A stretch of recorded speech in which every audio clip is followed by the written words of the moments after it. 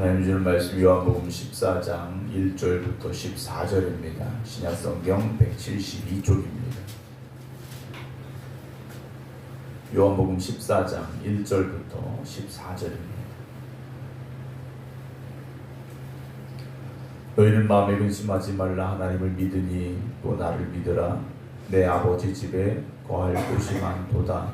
그렇지 않으면 너희에게 일렀으리라. 내가 너희를 위하여 거처를 예비하러 가노니 가서 너희를 위하여 거처를 예비하면 내가 다시 와서 너희를 내게로 영접하여 나 있는 곳에 너희도 있게 하리라. 내가 어디로 가는지 그 길을 너희가 아느니라. 도마가 이르되 주여 주께서 어디로 가시는지 우리가 알지 못하거늘 그 길을 어찌 알겠사옵나이까. 예수께서 이르시되 내가 곧 길이요 진리요 생명이니 나로 말미암지 않고는 아버지께로 올 자가 없느니라. 너희가 나를 알았더라면 내 아버지도 알았으리로다. 이제부터는 너희가 그를 알았고 또 보았느니라. 빌립이 이르되 주여 아버지를 우리에게 보여주옵소서. 그리하면 족하겠나이다. 예수께서 이르시되 빌립아 내가 이렇게 오래 너희와 함께 있으되 네가 나를 알지 못하느냐. 나를 본 자는 아버지를 보았거늘 어찌하여 아버지를 보이라 하느냐. 내가 아버지 안에 거하고 아버지는 내 안에 계신 것을 네가 믿지 아니하느냐. 내가 너희에게 이르는 말은 스스로 하는 것이 아니라 아버지께서 내 안에 계셔서 그의 일을 하시는 것이라. 내가 아버지 안에 거하고 아버지께서 내 안에 계심을 믿으라. 그렇지 못하겠거든 행하는 그 일로 말미암아 나를 믿으라. 내가 진실로 진실로 너희에게 이르노니 나를 믿는 자는 내가 하는 일을 그도 할 것이요 또한 그보다 큰 일도 하리니 이는 내가 아버지께로 감이라. 너희가 내 이름으로 무엇을 구하든지 내가 행하리니 이는 아버지로 하여금 아들로 말미암아 영광을 받으시게 하려 함이라. 내 이름으로 무엇이든지 내게 구하면 내가 행하리라. 아멘. 할렐루야. 하나님 앞에 나와 예배드리는 모든 성도분들의 삶, 주님이 함께 하신 가운데서 은혜와 축복이 그 하나님의 능력이 함께 하시기를 주님의 이름으로 축원합니다. 이제 주님께서 십자가를 앞에 두시고 이제 제자들과 이제 우리가 말한 이제 최후의 만찬을 베푸시면서 제자들에게 주셨던 마지막 말씀이 계속 이어져 가고 있습니다. 학자들은 이 부분을 이제 고별 설교다라고도 이야기를 하게 되는데요. 그러니까 마지막 어찌 보면 유언과도 같이 남겨주시는 말씀이라고 우리가 생각하면 될 내용인데요. 어제 이제 서로 사랑하라는 말씀을 주셨고요. 또 오늘 근심하지 말라는 말씀을 제자들에게 하고 계십니다. 우리가 근심한다, 걱정한다 라는 것은 지금 내 힘으로 또 내 능력으로 내 상황에서는 해결이 되지 않는 것이기 때문에 근심이 되고 걱정이 되는 것이죠. 그래서 어떤 분들을 보면 늘 근심을 달고 사는 분들이 있다라고 우리가 말할 정도로 참 근심과 걱정이 많은 분들이 있습니다. 그러나 또 돌이켜 생각해보면 근심과 걱정이 없는 사람이 있을까? 그렇지는 않습니다. 왜냐 우리는 우리의 능력이 유한하기 때문에 우리가 한계가 있는 사람들이기 때문에 사실 걱정을 달고 살 수밖에는 없죠. 우리가 모든 것을 할 수 있다. 그러면 뭐가 걱정이겠습니까? 그런데 모든 것을 다 할 수 있는 것은 아니지 않습니까? 뭐 우리의 자녀들의 문제, 또는 경제적인 문제, 또는 건강의 문제, 여러 가지 많은 부분에 있어서 우리는 우리의 한계가 있음을 느끼게 되고 이건 내 힘으로 안 되는구나 라는 그 마음을 가지게 됩니다. 오늘 주님께서 너희는 마음에 근심하지 말라 그랬습니다. 결국 근심이라는 것은 어디에 있는 것입니까? 우리의 마음에 있는 거죠. 근심은 우리의 마음에 있다라는 겁니다. 근데 주님께서는요 근심하지 말라 그러셔요. 오늘 제자들에게 있는 가장 중요한 근심이 무엇이겠습니까? 주님이 떠나신다라고 말씀하시는 거지 않습니까? 주님이 더 이상 그들과 함께하지 않으신다라는 말씀을 하신 거예요. 이들은 3년에서 3년 반 동안 주님과 함께했던 제자들입니다. 그러니까 그들의 어쩌면 가장 인생의 중요한 시기를 주님께 인생을 걸었던 사람들인데 정작 주님은 떠나신다 하시니 이들이 지금까지 주님과 함께했던 그 시간이 뭘까? 또 우리는 어떻게 될까라는 근심이 생겨날 수밖에는 없겠죠. 근데 주님께서는 근심하지 말라 그러시죠. 왜냐? 하나님을 믿으니 또 나를 믿어라 라고 말씀을 하십니다. 물론 우리가 다 나도 하나님 믿습니다, 예수님 믿습니다 라고 말을 하는데 그 믿음이 우리가 근심하지 않을 만큼의 믿음인가 라는 거죠. 우리가 어떤 상황에서 근심할 수밖에 없는 상황인데 어떤 사람은 전혀 그렇지 않습니다. 그럼 우리가 그런 말 하죠. 너 뭐 믿는 구석이 있냐? 라고 물어보지 않습니까? 그렇게 생각을 해요. 여러분, 우리에게 있어서 믿음이라는 것이 얼마나 중요한 것인가, 또 얼마나 큰 힘이 있는가를 여러분 믿으시기 바랍니다. 그 믿음에 대해서 의심하지 말라는 거죠. 결국 믿음과 의심은 같이 있을 수 있는 건 아닙니다. 그런데 우리 안에 믿음도 있고 의심도 있다? 이건 아직 우리의 믿음이 온전치 못하기 때문이라는 거죠. 우리에게 믿음이 있다면 여러분 의심은 떠나갈 수밖에 없습니다. 의심이 자리 잡을 수가 없다라는 거죠. 그런데 우리의 믿음이 연약하다 보니까 여전히 우리 안에 의심이 있고 걱정이 있고 불안함이 있다라는 겁니다.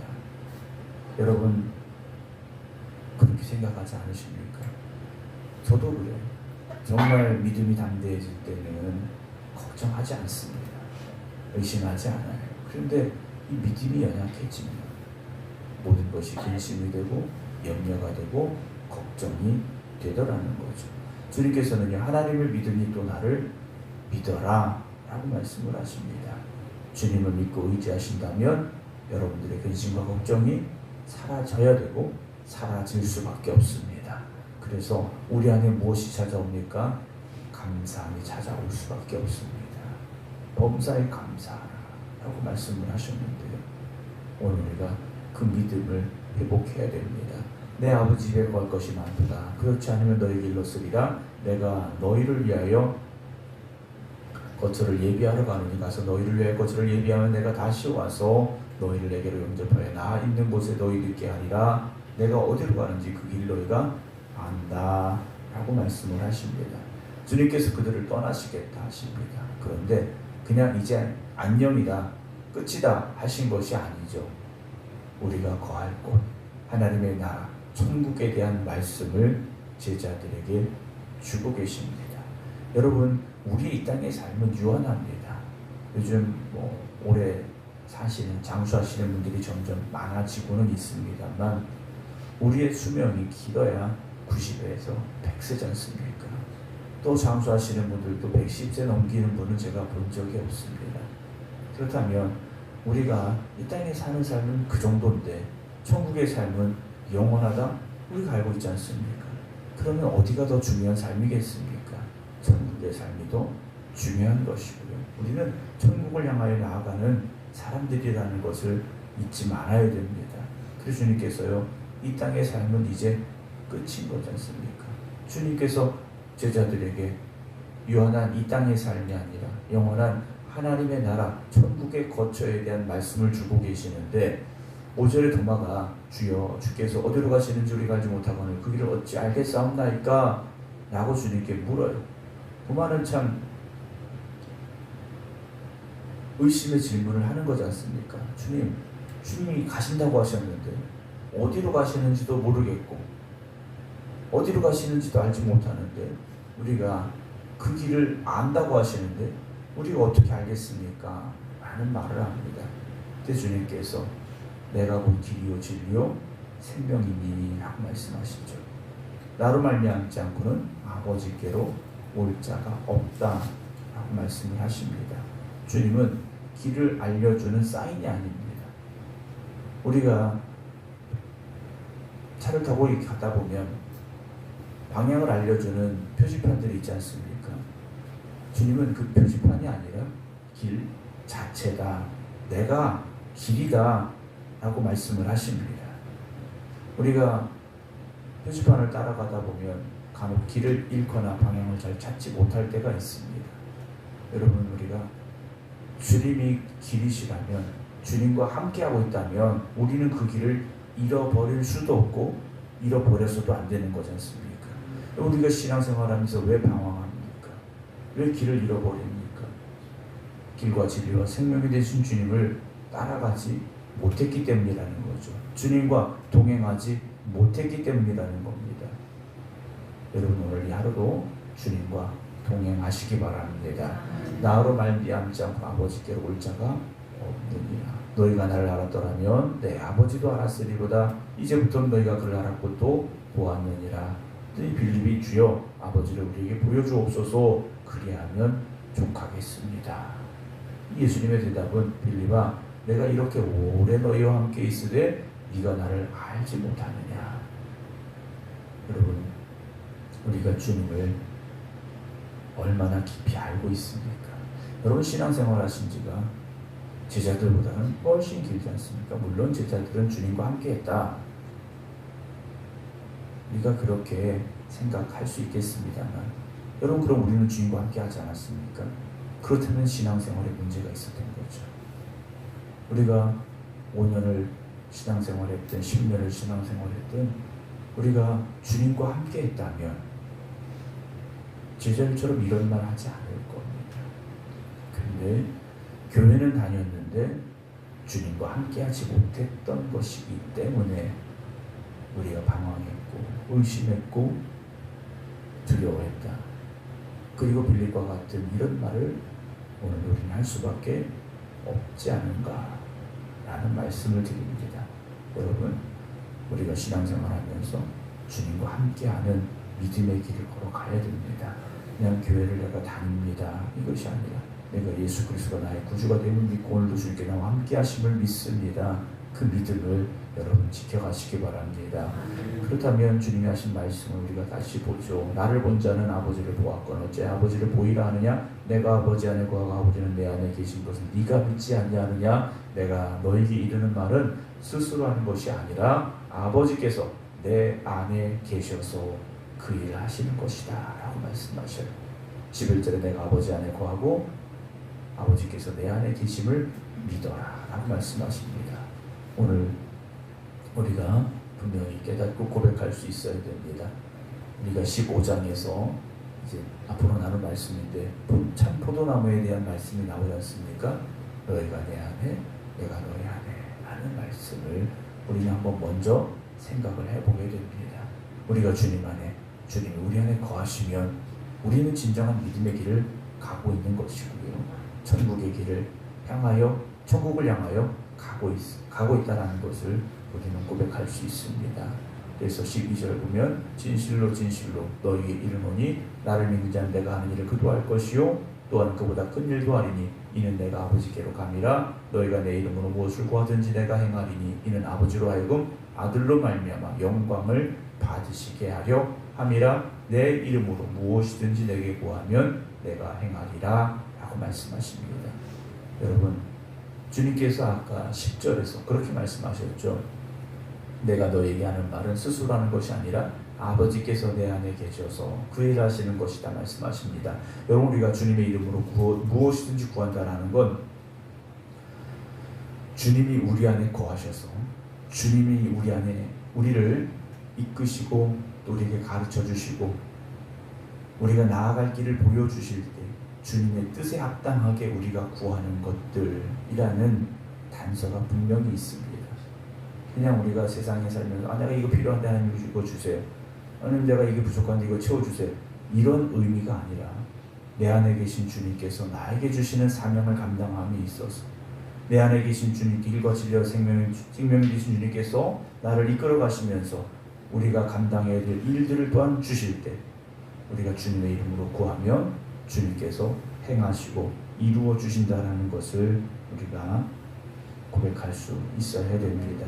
사랑하는 성도 여러분, 우리가 세상을 살고 있기에 여전히 우리의 눈은 세상을 향할 수밖에 없고 그렇기 때문에 걱정과 근심이 우리에게 늘 찾아오게 됩니다. 저는 오늘도 우리가 다시 한번 믿음으로 담대하게 선포할 수 있기를 원합니다.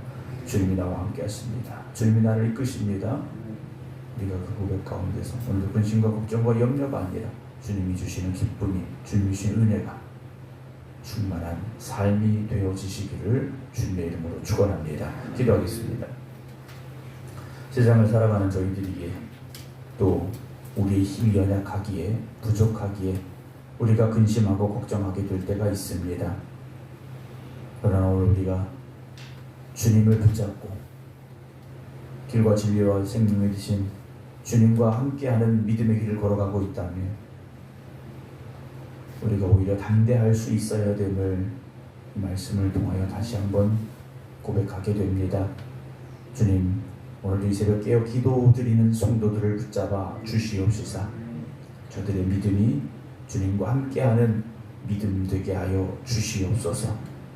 그래서 세상을 살아가는 저들의 마음속에 근심과 걱정과 염려가 떠나가게 하시고 항상 기뻐하고 범사에 감사할 수 있는 믿음 되게 하여 주시옵소서. 오늘 우리가 가고 있는 이 길이 하나님의 나라를 향하여 가고 있음을 또한 고백합니다.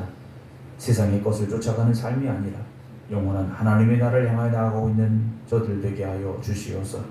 우리를 위하여 거처를 예비하신 그 주님의 말씀을 따라 오늘도 하나님의 나라를 향하여 나아갑니다.